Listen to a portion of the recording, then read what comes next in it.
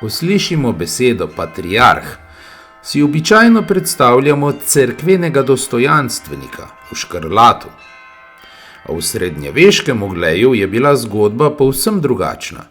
Oglejski patriarh ni bil le vodja cerkve, bil je knez z lastno državo, Patria del Friuli, ki je obstajala skoraj 350 let.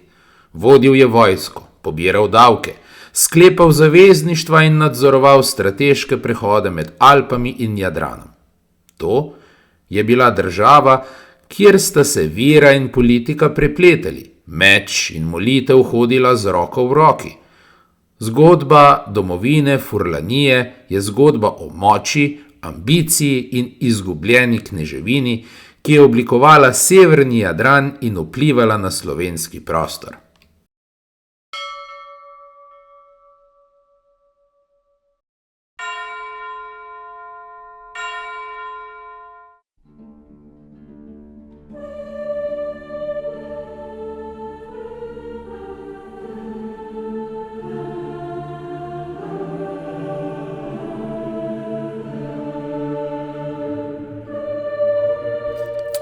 Ko danes slišimo besedo patriarh, si predstavljamo cerkvenega dostojanstvenika, ki vodi škofije, mašuje, piše pisma papežu in skrbi za vero.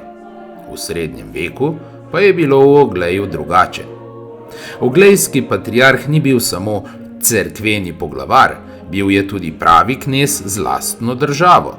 Ta država se je imenovala domovina Furlanija ali Patria del Friuli in je obstajala znotraj svetega rimskega cesarstva med letoma 1077 in 1420. To pomeni, da je oglejski patriarh vodil cerkev, hkrati pa je vladal deželi, pobiral davke, skliceval vojsko, sklepal zavezništva in vodil vojne. Bil je torej knezoškof, cerkveni knez z mečem in krono.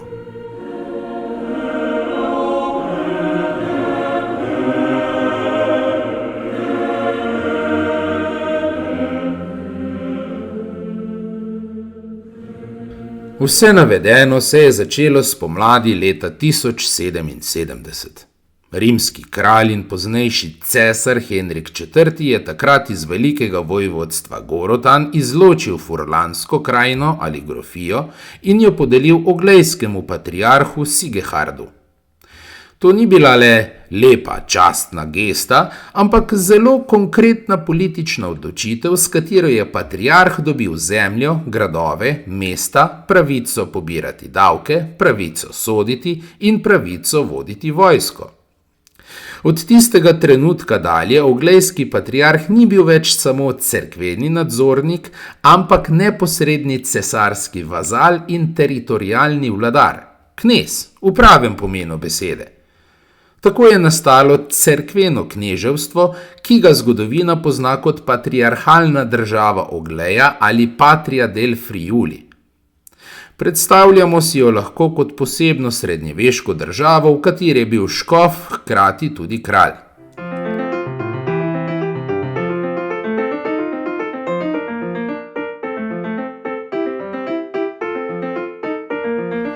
Oglejski patriarh je imel dve oblastni vlogi.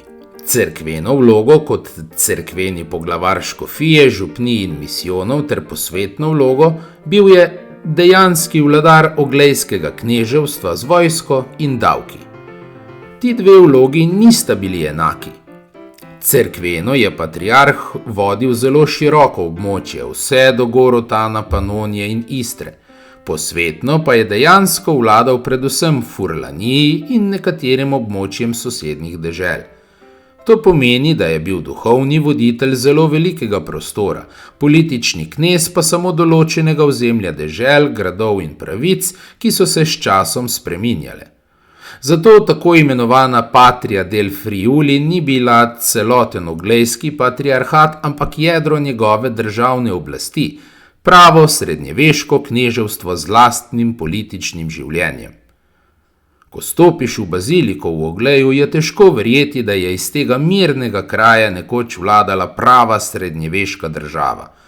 Mozaiki na tleh so stari več kot 1000 let, a za temi podobami se skriva zgodba, v katerih so se mešali vera, politika, meč in ambicija.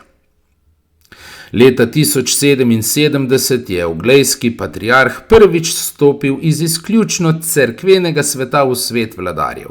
Ni bil več samo mož v škrlatu, ki je vodil bogoslužje, ampak je postal knez, ki je sodil, pobiral davke in pošiljal vojsko na bojišča. Rodila se je domovina Furlanija, Patria del Friuli, posebna država, ki ni bila ne povsem cerkvena, ne povsem posvetna, ampak nekaj vmes.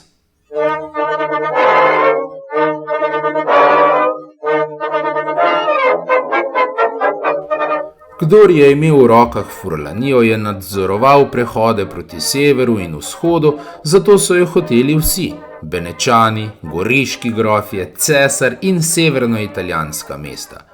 Patriarh se je znašel v vlogi, v kateri je moral biti hkrati pastir duš in poveljnik vojske. Njegova oblast ni bila preprosta. Pod njim so bili baroni, vitezi in mestni veljaki, vsak s svojimi interesi in ambicijami.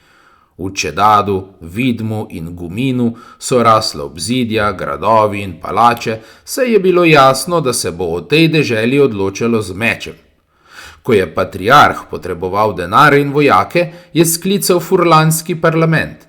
Tam so se v dolgih razpravah dogovarjalo, koliko ljudi in srebra bo kdo prispeval, da bo država sploh lahko obstala. Brez teh dogovorov bi bila domovina Furlanija le ime na pergamentu. Cerkvena in posvetna dvojnost je ključ, da se je Oglej sploh povezal s slovenskim prostorom, z Istro, z Gorotanci in zatem s Koroško, s Kranjsko in Štajersko. Najprej je bila tu tista nevidna senca, ki je običajno močnejša od mečev. Cerkvena mreža. Že v zgodnjem srednjem veku je bil Oglej eno glavnih izhodišč krščanskega vpliva proti vzhodu in severovzhodu.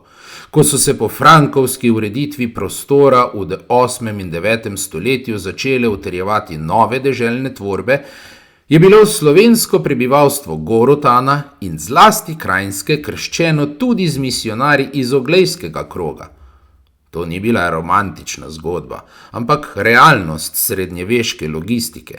Kdor je imel cerkveno organizacijo, je imel šole, pisarije, mrežo ljudi in na dolgi rok tudi vpliv na to, kdo je legitimen vladar in kdo ne.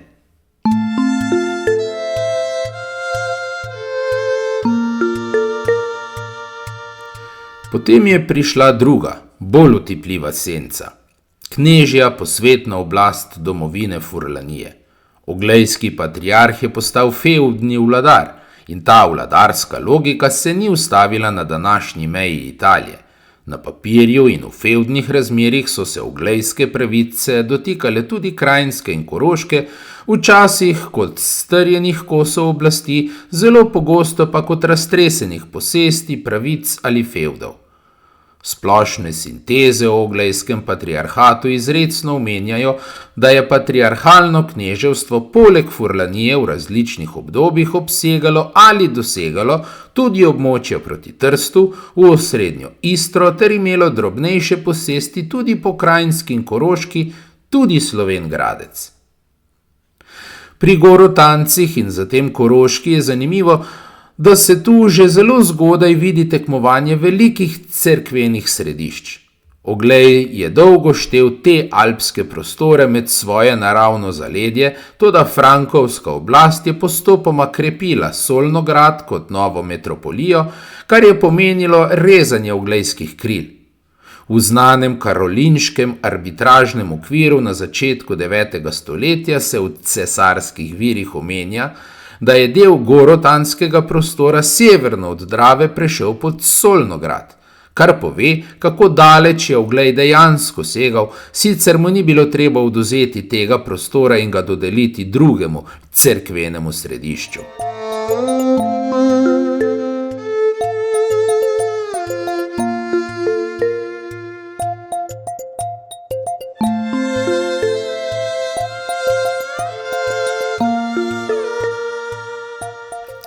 Kranjska je še bolj nazoren primer, ker se je oglejska cerkvena senca držala presenetljivo dolgo. Zgodovina ljubljanske škofije sama navaja, da je bil prostor poznejše ljubljanske škofije od leta 811 del cerkvenega območja oglejskega patriarha, dokler ni cesar Friderik III. Leta 1461 ustanovil škofije v Ljubljani, ki so jo nato izločili iz oglejskega okvira. Z drugimi besedami, še v poznem srednjem veku, ko je bila Kranjska že samostojna dežela z lastno plemiško in deželno identiteto, je bila cerkvena hrbtenica prostora še vedno vpeta v oglejski sistem. Štajerska je še bolj zapletena, saj je bila tam cerkvena slika mešana in so bili vplivi med seboj prepleteni. Vendar pa raziskave o oglejskem prostoru izrecno govorijo o vzhodnem delu oglejske cerkvene dežele, ki je obsegala Kranjsko ter južne dele Štajerske in Koroške. To je bilo posebno območje znotraj oglejskega cerkvenega sveta. To je bil tisti tip vpliva, ki ni bil viden na zemljevidu deželnih meja, viden pa je bil v praksi potrjevanja duhovnikov, toka cerkvenih dohodkov. Prav tako tega, kje se učijo pisarji, kdo ima pravico vizitacij in kdo sme ustanavljati ali potrjevati cerkvene ustanove. Istra pa je bila sploh poseben primer, kjer sta se duhovna in posvetna senca skoraj prekrivali. Hkrati se na njenem primeru pokaže, kako pogosto je bila srednjeveška oblast na papirju večja kot na terenu. Regionalna zgodovinska predstavitev domovine Furlanije opisuje, da je bila vzhodna meja patriarhalnega kneževstva vezana tudi na reko Temavo in da je v zgodnjih fazah zajela tudi del Istre.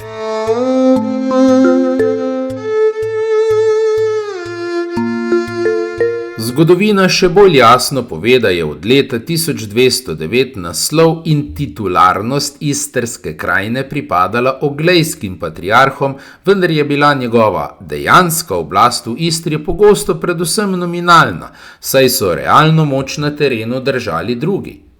V notranjosti Istre so bili to goriški grofje, na obali Benečani. To ni nepomembna podrobnost. Dejansko je bil oglej pogosto močan ravno toliko, kolikor mu je dopuščalo ravnotežje sosednjih sil. Leta 1209 je še posebej konkretno, ker ni zgolj zgodba, ampak dokumentirana investitura. V regesti istrskih virov je zabeleženo, da je kralj Oton IV. Na zboru v Augsburgu istrsko krajino podaril patriarhu Wolfgerju in oglejski cerkvi. Ko na to v virih srečamo izraze o patriarhovih uradnikih v Istri, o gastaldih in podobno, to ni več legenda, ampak del upravne prakse, ki kaže, da je oglejski patriarh poskušal svojo oblast v Istri tudi administrativno udejanjati. Ko vse to združimo v eno sliko, dobimo preprost občutek. Oglejski patriarh ni bil samo furlanski knez in ne samo cerkveni dostojanstvenik, ampak nekakšna osrednja figura vozlišča severnega Jadrana in vzhodnih Alp. Njegova senca je segala v Istro skozi fevdne naslove in stalne spore z Benetkami, na Kranjsko skozi dolgoletno cerkveno jurisdikcijo, na Koroško oziroma v gorotanski prostor skozi zgodnje misijonsko-politične tekme in kasnejše razmejevanje s Solnogradom, na južno Štajersko pa skozi tiste cerkvene strukture, ki so preživele še dolgo potem, ko se je politični zemljevid že večkrat prebarval.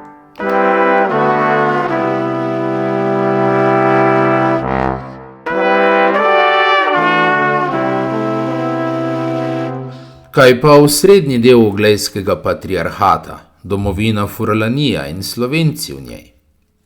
Slovenci so bile v obdobju domovine Furlanije naseljene skoraj vse vasi dolin in pobočji ob Zgornji Nadiži in Zgornjem Teru na desni strani Idrije in ob pritokih ter rek ter Rezja na severovzhodu.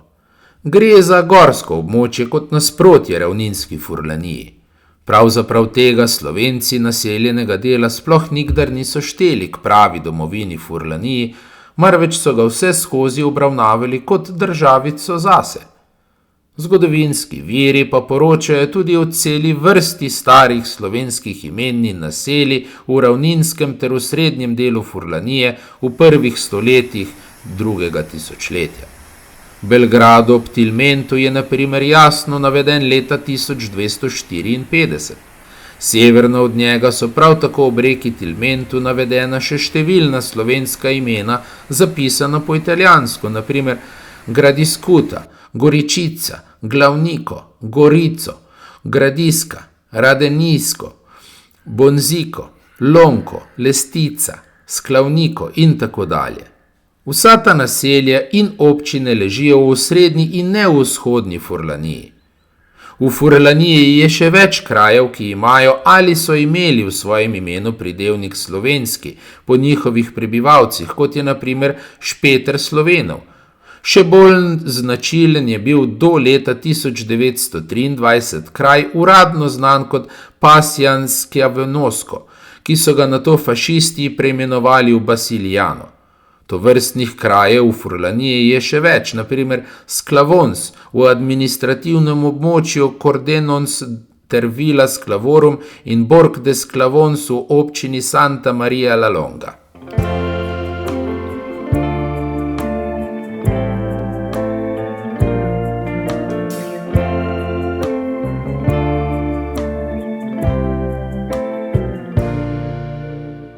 Prav v Belgradu med Kordojpom in Latisano v ravninskem delu je bila pred uvedbo oglejskega posvetnega kneževstva slovenska velika županija, ki je bila naravno središče vseh slovenskih naselbin v južni Furlaniji.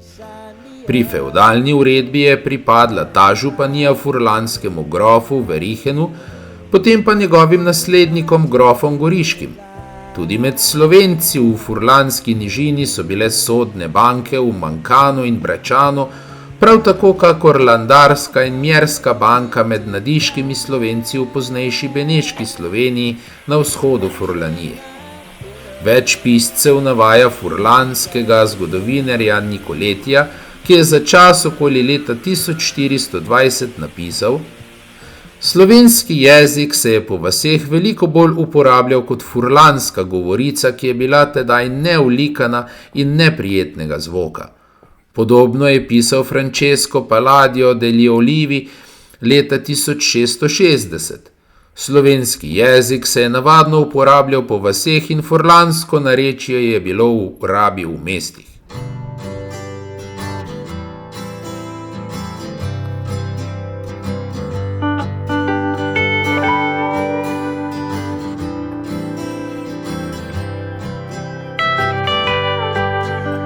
Sčasoma je postalo srce države domovina Furlanija, mesto Videm.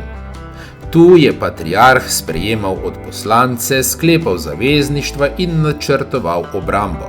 Njegov dvor je bil hkrati škofovski sedež in knežja palača, kraj molitve in kraj politike. Patriarh je bil včasih bolj podoben vojskovodji kot menihu, saj je moral braniti svojo deželo pred vedno močnejšo Beneško republiko. Na začetku 15. stoletja se je tehtnica do konca prevesila na beneško stran.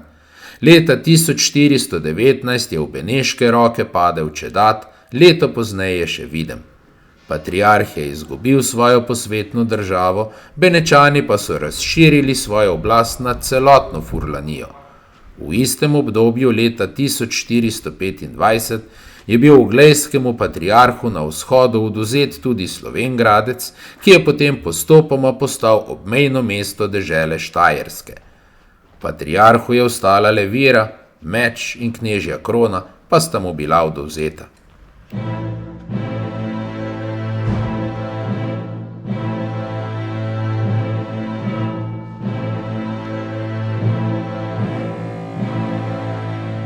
Tako se je končala skoraj 300-letna zgodba domovine Furlanije. Zgodba o tem, kako je cerkveni mož postal knez in kako je majhna srednjeveška država med Alpami in Jadranom živela, se bojevala in nazadnje izginila v senci velikih sil. Istočasno se v zgodovinskih virih pojavijo številni viri o samoupravi v Beneški Sloveniji, ki se je kot samostojna državica znotraj Beneške republike izoblikovala na vzhodu nekdanje domovine Furlanije oziroma kneževstva Oglejskega patriarhata.